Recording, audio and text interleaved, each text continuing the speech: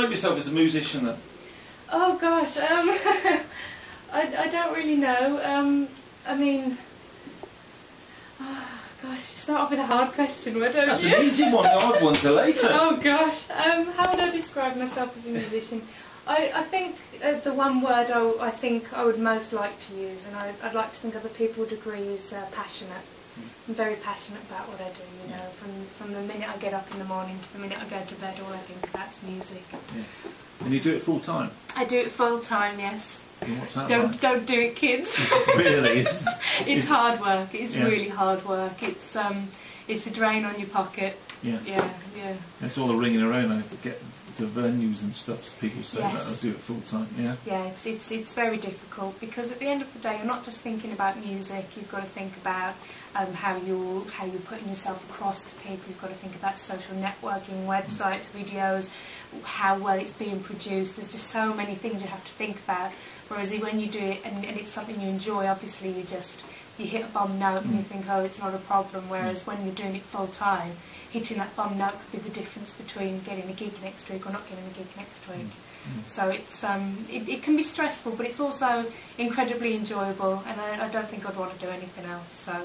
So yeah, on a positive note, it's very rewarding. So how long have you been professional then? Well, I finished my education. It would be about a year, 2 years ago now, easy. And I actually I finished early. Because I decided this was what I wanted to do, and I realised I can't be in education and be trying to do homework and sing in the evening. So I foolishly quit that.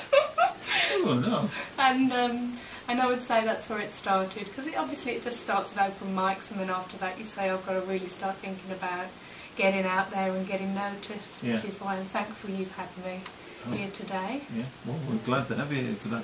So. Do you go around to other gigs? Do you go to a lot of gigs in Brum? I mean, I assume it's a really busy area. Yes, there's a lot of music venues.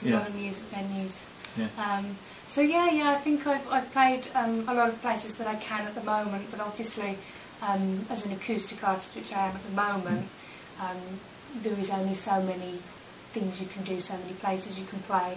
Obviously with the single coming out, it's a completely different sound, so hopefully I'll be able to get into some bigger venues if they'll have me.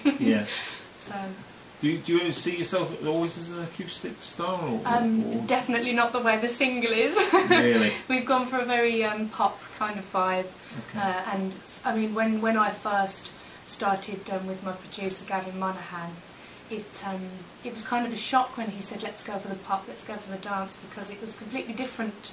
You know, when you say what's the opposite of acoustic, you would say it's pop. So it was kind of like, what a huge transition. But to be honest, now that I'm doing it and I'm concentrating on it, I don't think I'd want it any other way. I think it's just absolutely fantastic. Brilliant. So when the album comes out, it'll be full of pop ones. Oh yes, definitely. A few acoustic in there. We'll stick with acoustic some of the time. Yeah. So what kind of stuff are you into then? Music-wise, everything. Absolutely everything. In fact, originally I started out and I wanted to do opera, and then I went completely the other way and said I want to be in a rock metal band. So I've tried everything. I've done jazz, I've done blues, I've done pop, metal. You know, I've gone across the board. Country being one of my favourites, actually. I do quite like country, but to be honest, if it's got a beat to it, then I'm all over it. Okay, right, we're going to do another one? Hopefully not one play at my funeral again. No, I'll play, this is one that I wrote. I wrote this quite a while ago, and I wrote it for a friend of mine, because she had a very different life to me, a very difficult life. And she used to come to me and kind of ask for advice, and I didn't really know what to say. And so I did the only thing I really can, and I wrote her a song. But unfortunately I lost contact with her. She left school before I could play it for her, so I'm going to play it on the radio and hope she hears it. Have you ever tried to contact her or anything? I can't find her anywhere. It was quite a sad story actually, which I don't tend to go into detail. No.